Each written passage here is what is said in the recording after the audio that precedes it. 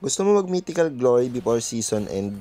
Saktong-sakto tong video na to para sa'yo. Itong strategy na to, I think safe to say na kaya kanyang ipa-MG kahit solo player ka lang. Unang-una, madali ka lang magpapa-MG kung core user ka.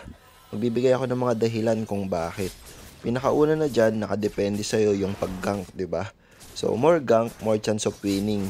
Tapos syempre yung pagkuha ng objectives, isa rin yan sa game changer.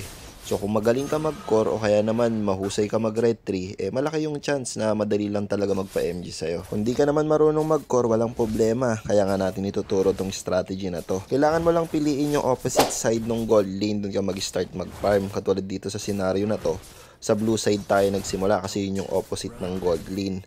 Pinaka main goal kasi natin mag-level 5 bago yung first turtle, para lamang tayo sa retrihan. Sa ganong paraan, mas malaki yung chance na makukuha natin yung first objective. Bakit nga ba kailangan sa opposite side ng gold lane? Kasi yung unang respawn ng first turtle, dun sa XP lane. Kapag wala kasing gaanong ganap sa first 2 minutes ng laban, kailangan pang kunin yung second blue buff or purple buff kung anong tawag nyo dyan para mag level 5. Magiging delay lang ng ilang segundo yung second buff, pero worth to wait naman. Pero sa pagkakataon na to, di ko na kailangan kunin yung second buff kasi nag-level 5 na ako, na take down ko kasi yung Eudora. Level 5 na ako, level 4 pa lang yung kalaban, kaya lamang tayo sa retrihan.